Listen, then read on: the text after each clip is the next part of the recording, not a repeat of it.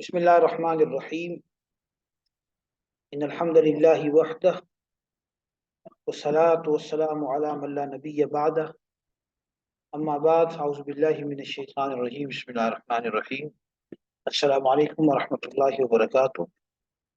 آج ہم اس سلسلے کا چھٹا سبق پڑھیں گے، الدرس السادس۔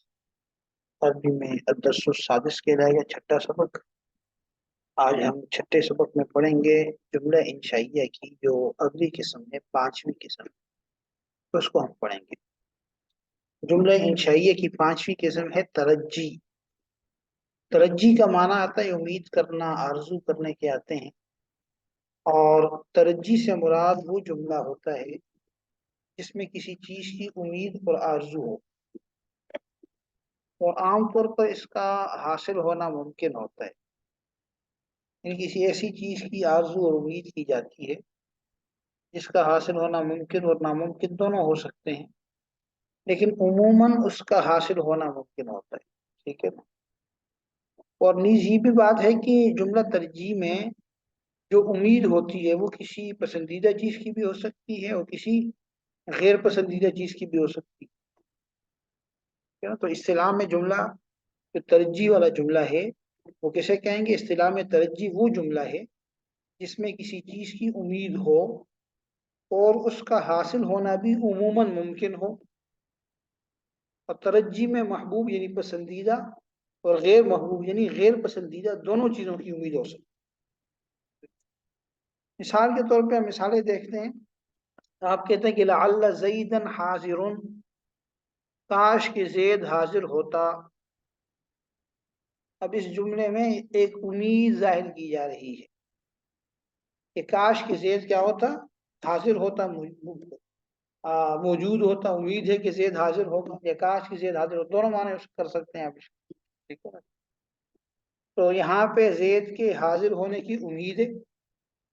اسی طرح یوں کہا جاتا کہ لعل الساعۃ قریب، امید ہے کہ قیامت قریب ہو، یہاں پہ بھی ایک امید کا اظہار ہو رہا ہے، قیامت کے قریب ہونے کی امید کا اظہار ہو رہا ہے، یہ بھی جملہ ترجیح۔ اسی طرح قرآن کریم میں فرمائے کہ لعل اللہ یحدث بعد ذلک امرا، کہ شاید اس کے بعد اللہ تعالیٰ کوئی نئی بات پیدا کر دے۔ میاں بیوی میں جب جھگڑا ہو، پس منظر میں بات کی گئی ہے کہ وہ آپس میں جو ہے وہ صبر و تحمل سے کام لیں، تو ہو سکتا ہے کہ اللہ تعالیٰ بعد میں کوئی ایسے حالات پیدا کر دے جس سے دونوں میں موافقت پیدا ہو جائے۔ تو یہاں پہ بھی ایک امید کا اظہار ہو رہا ہے کہ بھئی امید رکھنی چاہیے کہ اللہ بعد میں کوئی اچھی حالت پیدا کر دے، کوئی نئی بات پیدا کر دے، کوئی نئی صورت پیدا فرما دے۔ تو بہرحال یہ ترجیح جملہ انشائیہ کی پانچویں قسم ہے، اور ترجیح کے معنی امید کے آتے ہیں، آرزو کے آتے ہیں، اور ترجیح سے مراد وہ جملہ ہوتا ہے جس میں کسی چیز کی امید اور آرزو ہوتی ہے، ٹھیک ہے نا۔ اور یہ محبوب اور غیر محبوب دونوں کی ہو سکتی ہے۔ مثلا لعل زیدن حاضر، کوئی وہ آدمی کہے جس کو زید سے محبت ہو اور وہ چاہتا ہو کہ زید ہو، ٹھیک ہے نا جی، تو اس کے لیے تو یہ محبوب بن جائے گا جملہ۔ اور وہ جملہ وہ آدمی جو زید کی موجودگی نہیں چاہتا، اسے پسند نہیں ہے، اور وہ اس کا اظہار کرتا ہے کہ بھئی امید ہے کہ زید بھی وہاں پہ ہوگا، شاید زید بھی وہاں پہ ہو جہاں پہ جا رہا ہے وہ، اور اس کو پسند نہیں، تو بہرحال یہ محبوب اور غیر محبوب دونوں کی ہو سکتی۔ جملہ انشائیہ کی جو اگلی قسم ہے، قسم نمبر 6، وہ ہے عقود۔ عقود یہ عقد کی جمع ہے، عقدن کی جمع ہے۔ عقد کا معنی ہوتا ہے گرہ لگانا، باندھنا، اور یہاں عقد سے مراد معاملہ کرنا ہے۔ جب آپ خرید و فروخت کا معاملہ کر رہے ہیں یا کوئی بھی کنٹریکٹ کر رہے ہیں، کوئی بھی معاملہ کر رہے ہیں، تو گویا کہ آپ یعنی دونوں اس معاملے کے اندر بند رہے ہیں، دوسرے کو باندھ رہے ہیں کہ بھئی تم نے یہ نہیں کرنا یا یہ کرنا ہے، میں نے یہ نہیں کرنا یہ کرنا ہے۔ تو عقود سے مراد عام طور پہ وہ جملہ ہوتا ہے کہ جس میں یہ وہ کلمات اور الفاظ ہوتے ہیں، وہ جملے ہوتے ہیں جس کے ذریعے سے ہم آپس میں خرید و فروخت کے دیگر معاملات کرتے ہیں۔ تو وہ جو الفاظ ہم استعمال کریں گے جملے کی شکل میں، وہ عقود کہلائیں گے۔ اور یہ بھی جملہ انشائیہ کی قسم ہے، کیونکہ اس میں کسی گزشتہ بات کی خبر نہیں ہوتی، بلکہ ایک نئے معاملے کو وجود دیا جا رہا ہوتا ہے، انشاء ہوتا ہے، اس میں نیا معاملہ پیدا ہو رہا ہوتا ہے۔ تو اصطلاح میں عقود وہ جملہ انشائیہ ہے جس کے ذریعے سے کوئی معاملہ طے کیا جائے، جیسے خرید و فروخت کا عقد ایک معاملہ ہے، وہ طے کرتے وقت ہم جو الفاظ اور جملے استعمال کرتے ہیں، یا نکاح کا ایک عقد ہے، نکاح جب ہو رہا ہو دو لوگوں کا، اس کے لیے جو جملے اور الفاظ استعمال کیے جائیں گے، مقصد کیا ہے کہ نکاح ہو جائے، نیا عقد قائم ہو جائے، تو وہ کیا کہلائے گا؟ وہ عقود کہلائے گا، ٹھیک ہے نا۔ مثالیں ہم دیکھتے ہیں اس کی، مثال کے طور پہ لفظ ہے بیع، تو اس کا معنی ہے میں نے بیچا، اشتری تو اس کا معنی ہے میں نے خریدا۔ عربی میں جو خرید و فروخت ہے اس کے لیے ماضی کا صیغہ استعمال ہوتا ہے، کیونکہ عربی میں ماضی اور مضارع دو کنسیپٹ ہیں نا جی۔ تو مثال کے طور پہ آپ کسی دکاندار کے پاس گئے اور آپ نے اس سے کوئی چیز خریدنی چاہیے، اس نے کہا کہ بھائی بیع تو میں نے یہ آپ کو بیچ دیا، آپ نے کہا اشتری تو میں نے خرید لی، تو وہ آپ کو بیع تو کہہ کے ایجاب کر رہا ہے، ایجاب کا معنی کہ آفر کر رہا ہے چیز خریدنے کی، اور اشتری تو کا آپ کر کے اس کو ایکسیپٹ کر رہے ہیں، قبول کر رہے ہیں۔ تو آپ اس کے ایک آفر کرنے سے، ایجاب کرنے سے، اور آپ کے ایکسیپٹ کرنے سے، قبول کرنے سے خرید و فروخت کا معاملہ ہو گیا۔ اب آپ نے اس کو پیسے دے دیے اور ایک نیا وقت وجود میں آ گیا، ٹھیک ہے۔ تو بیع تو کا معنی میں نے بیچا، اور اشتری تو کا معنی کیا ہے؟ میں نے خریدا۔ تو یہ جب آپس میں دو لوگ معاملہ کریں گے، ان الفاظ کا تبادلہ ہوگا اور اس سے ایک نیا معاملہ خرید و فروخت کا ہوگا، تو یہ کیا کہلائیں گے؟ عقود کہلائیں گے جملے۔ اسی طرح نکاح کے موقع پہ لڑکی لڑکے سے کہے کہ نکحتک، کہ میں نے تم سے نکاح کیا، اور آگے سے لڑکا کہ قبلت، میں نے قبول کیا۔ یا لڑکا لڑکی سے کہے کہ نکحتک، میں نے تیرے ساتھ نکاح کیا یا نکاح کرتا ہوں، اور اگلا کہ میں نے قبول کیا۔ تو اب یہ کیا ہو رہا ہے؟ یہ ایک عقد ہو رہا ہے۔ تو نکاح کے عقد کے لیے جو جملے استعمال ہو رہے ہیں، یہ جملے کیا ہیں؟ عقود کے ہیں، عقد کے جملے ہیں، ٹھیک ہے نا جی، عقد نکاح کے جملے۔ اس کا میں نے ترجمہ کری کہ میں نے تم سے نکاح کیا اور میں نے قبول کیا، یہ بھی عقود ہوں گے۔ اسی طرح آپ نے کسی آدمی کو ملازم رکھنا ہے، آپ اس کو کہتے ہیں کہ استاجرتو کا، میں نے تجھے کرائے پہ رکھا، اجرت پہ رکھا، مزدوری پہ رکھا، وہ کہتا ہے قبل تو مجھے قبول ہے جی۔ جو بھی باقی شرائط ہیں وہ طے ہو گئی، مثلا آپ نے کہا کہ بھئی ایک مہینے تک میں نے آپ کو اتنی تنخواہ پہ رکھا، وہ کہتا ہے مجھے قبول ہے، تو یہ کیا ہو گیا؟ عقد ہو گیا۔ تو یہ جو کلمات اور الفاظ استعمال ہو رہے ہیں نیا عقد اور معاملہ کرنے کے لیے، تو یہ کیا کہلائیں گے؟ عقود کہلائیں گے، ٹھیک ہے نا جی۔ تو استاجرتو کا معنی کیا ہے کہ میں نے تم کو مزدوری پر رکھا، اور قبل تو میں نے قبول کیا۔ تو عقود کا معنی کیا ہوگا؟ کہ وہ الفاظ، وہ کلمات، وہ جملے جس کے ذریعے ہم آپس میں کوئی معاملہ کرتے ہیں، ٹھیک ہے نا جی۔ چاہے وہ خرید و فروخت کا معاملہ ہو، چاہے وہ کرایہ داری کا معاملہ ہو، چاہے وہ نکاح کا معاملہ ہو، چاہے دیگر معاملات ہو، ٹھیک ہے۔ یہاں پہ ایک بڑی بات جو سمجھنے والی ہے وہ یہ سمجھ لیں، یہ جو ہم نے بات کی نا عقود والی، آپ یہ سمجھ لیں کہ عربی زبان میں عقد یعنی معاملہ طے کرنے کے لیے عموماً ماضی کے صیغے کو ہی معیار بنایا جاتا ہے۔ اس کی وجہ یہ ہے کہ عربی میں ماضی اور مضارع دو بنیادی افعال ہیں۔ فعل مضارع کے اندر حال کا معنی بھی ہوتا ہے، مستقبل کا معنی بھی ہوتا ہے، ٹھیک ہے نا۔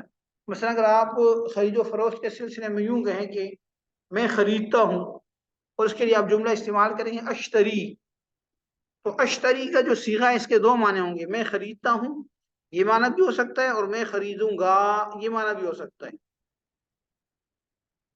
بات سمجھ آ گئی نا؟ تو اسی طرح دوسرا بندہ کہتا ہے کہ بھئی اقبلو، میں قبول کرتا ہوں، تو اس کا معنی ہو سکتا ہے میں قبول کروں گا۔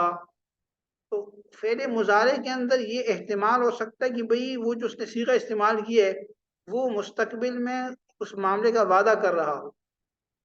وقتی طور پہ تو معاملہ کر لیں گے، بعد میں وہ کہے کہ بھئی آپ نے چیز خریدی پیسے، تو وہ کہتا نہیں میں نے تو یہ وعدہ کیا تھا آپ سے۔ تو وہاں یہ ایک احتمال ہو سکتا ہے، بعد میں تنازع کا، جھگڑے کا باعث بن سکتا ہے، اس لیے شریعت نے پابند کر دی کہ بھئی ماضی کا صیغہ استعمال کر، اس میں مستقبل کا احتمال ہی نہیں۔ ہاں کسی جگہ پہ اگر مستقبل مضارع کا صیغہ حال کے معنی میں متعین ہو جائے، مقصد اس کا ہے کہ بھئی اشتریت الآن، میں بھی خرید رہا ہوں آپ سے، اور دوسرا کہے کہ ہاں قبلت الآن، میں نے بھی قبول کیا، پھر تو معاملہ ہو جائے گا، پھر تو کوئی شبہ نہیں ہے۔ لیکن جو دیگر زبانیں جیسے اردو وغیرہ ہے، اس میں حال کے لیے مستقل صیغہ ہے، اگر ہم خرید و فروخت کے لیے مستقل صیغہ استعمال کر لیں گے تو اس سے وہ معاملہ ہو جائے گا، ٹھیک ہے نا۔ اس لیے تھوڑی سی وضاحت یہاں لکھی ہے۔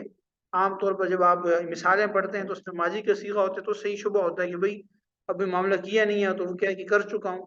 تو یہ ماضی کا صیغہ اسی لیے استعمال ہوتا ہے کہ مضارع کے معنی کے اندر دو معنوں کا احتمال ہوتا ہے، تو اس میں ایک مستقبل کا، فیوچر کا پہلو ہو سکتا ہے، تو فیوچر کے پہلو کسی کا استعمال کرنے کی وجہ سے بعد میں لڑائی جھگڑے کا خدشہ ہو سکتا ہے کہ بھئی ایک کہے کہ میں نے کوئی نہیں خریدا، میں نے تو وعدہ کیا تھا کہ مستقبل میں ایسے کروں گا، دوسرا یا کوئی دوسرا کہ نہیں آپ نے بھی خرید لیا. تو اس قسم کے چیزوں کا راستہ روکنے کے لیے، لڑائی جھگڑے کو روکنے کے لیے اب مضارع کے صیغہ کا اعتبار اس لیے نہیں کیا گیا. تو عربی زبان میں عقد یعنی معاملات طے کرنے کے لیے عموماً ماضی کے صیغے کو ہی معیار بنایا جاتا ہے، اس لیے کہ عربی میں ماضی اور مضارع دو بنیادی افعال ہیں، اور مضارع میں حال اور مستقبل دونوں کا معنی ہوتا ہے. اگر مضارع کے صیغے سے معاملے کو درست قرار دیا جائے تو یہ جھگڑے کا باعث بن سکتا ہے، کیونکہ بعد میں مضارع کے بارے میں کوئی کہہ سکتا ہے کہ میں نے تو مستقبل میں معاملہ کرنے کا وعدہ کیا تھا وغیرہ. اس لیے ماضی کے الفاظ کو بنیاد بنایا گیا. لیکن عربی کے علاوہ جو دیگر زبانیں اس میں حال کے لیے، یعنی جس کو آپ پریزنٹ ٹینس کہہ سکتے ہیں، اس کے لیے مستقل صیغے موجود ہیں. جہاں جہاں جن زبان میں مستقل صیغے ہوں وہاں حال کے صیغوں سے بھی عقد منعقد ہو جائے گا. ٹھیک ہے. اسی طرح ایک اور بات سمجھ لیں، عربی میں جب ہم ماضی کے صیغے استعمال کریں گے تو خرید و فروخت کا معاملہ کرنے کے لیے جب یہ کلمات استعمال ہوں گے اس وقت تو ہم اس کو عقود ہی کہیں گے. لیکن اگر کوئی آدمی معاملہ کر لینے کے بعد کسی کو بتاتا ہے، مثلا کسی کا نکاح ہو گیا، وہ کہتے ہیں میں نے نکاح کر لیا ہے کل پرسوں 2 دن پہلے 10 دن پہلے مہینہ پہلے، یا میں نے فلاں چیز خرید لی ہے. اب یہ جملہ انشائیہ نہیں ہوں گے، اب یہ عقود نہیں ہوں گے، تو خبر دے رہا ہے. بات سمجھ آ گئی نا؟ تو یہ عقد اسی وقت ہوں گے جب وہ عقد کے وقت استعمال ہو رہے ہیں. بعد میں خبر کے معنی میں ہوں گے تو پھر یہ جملہ خبریہ ہوں گے، انشائیہ نہیں ہوں. ٹھیک ہے نا؟ تو یہ فرمائے کہ بیتو، اشتریتو، نکحتو اور قبلتو، اور اسی طرح کے دیگر الفاظ جن کے ذریعے سے عقد کیا جائے وہ اس وقت جملہ عقود کہلائیں گے جب ان کے ذریعے سے معاملہ کیا جائے. اگر معاملہ ہو جانے کے بعد کوئی اس معاملے کے بارے میں بتاتے ہوئے یہ کہے کہ بعتو میں نے بیچ دیا، اشتریتو میں نے خرید لیا، یعنی 1 دن بعد 2 دن بعد 1 گھنٹے بعد بتا رہا ہے، تو اس وقت یہ جملہ انشائیہ نہیں ہوں گے بلکہ خبریہ ہوں گے. کیونکہ انشاء کا معنی نئی چیز کو وجود دینا، تو انشاء تو تب ہو سکتا ہے کہ جس وقت وہ معاملہ کر رہا ہو. معاملے کے ہو چکنے کے بعد جب بتا رہا ہے تو وہ کیا ہوگا؟ خبر ہوگا، انشاء نہیں ہوگا. ٹھیک ہے. جملہ انشائیہ کی اگلی 7ویں قسم ہے ندا. ندا کا معنی ہے آواز دینا، پکارنا، بلانا وغیرہ. اور نحو کی اصطلاح میں ندا وہ جملہ انشائیہ ہے جس کے ذریعے سے کسی کو آواز دے کر اپنی طرف متوجہ کیا جائے اور اس میں حروف ندا کا استعمال ہو. عربی میں کچھ حروف ہیں جو کسی کو آواز دینے کے لیے استعمال ہوتے ہیں، ان کو حروف ندا کہتے ہیں. یا، آیا، حیا، ای اور اہی 5 حروف ہیں. یا، آیا، حیا، ای اور حیا سے مراد گول ہائے. ٹھیک ہے نا؟ وہ حلوہ رحا نہیں ہے جس کو ہم حیا اردو میں کہتے ہیں، وہ نہیں. تو وہ یعنی جب ان حروف کا استعمال ہو اور کسی کو آپ ان کے ذریعے سے آواز دیں تو وہ جو جملہ ہوگا وہ کیا ہوگا؟ ندا کہلائے گا. مثال کے طور پر یہ حروف ندا کتنے ہیں؟ یہ 5 ہیں. یا، آیا، حیا، ای اور یعنی حمزہ کے اوپر زبر، اس کو حمزہ مفتوحہ بھی آپ کہہ سکتے ہیں. مثال دیکھیے، آپ کہتے ہیں یا زیدو، اے زید، اذهب الى المدرسہ، اسکول چلے جاؤ، مدرسے چلے جاؤ، پڑھنے چلے جاؤ. ہاں جی. تو یا زید، یہاں پہ کیا کر رہے ہیں؟ آپ زید کو آواز دے رہے ہیں، پکار رہے ہیں، ندا دے رہے ہیں. تو یہ کیا ہوگا؟ جملہ جو ہوگا یہ ندائیہ ہوگا، انشائیہ ہوگا. ٹھیک ہے. اسی طرح یا اللہ، اے اللہ، لا تہلکنا بعذابک، آپ ہمیں اپنے عذاب سے ہلاک نہ کیجیے. یہاں پہ بھی آپ اللہ تعالیٰ سے دعا مانگ رہے ہیں، یہ بھی کیا ہوگا؟ ندا ہوگا. ٹھیک ہے نا؟ ندا کبھی دعا کے معنی میں ہو جاتا ہے. ٹھیک ہے، جب آپ پکارتے ہیں اپنے سے بڑے کو. ٹھیک ہے نا جی؟ لیکن اصطلاحی اعتبار سے، ٹرم کے اعتبار سے جملہ ندائیہ ہی ہوگا. ٹھیک ہے. اسی طرح یا ابتی لا تعبد الشیطان، اے ابا جان، اے میرے ابا جان، آپ شیطان کی عبادت نہ کیجیے. یہاں پہ بھی کیا کر رہے ہیں؟ آپ ندا دے رہے ہیں، پکار رہے ہیں اور آواز دے رہے ہیں. ٹھیک ہے جی. ھذا هو المرام واللہ عالم بحقیقت الکلام. آج کے لیے اتنا ہی. نیکسٹ انشاءاللہ پھر اگلے سبق میں کریں گے. ٹھیک ہے جی. السلام علیکم.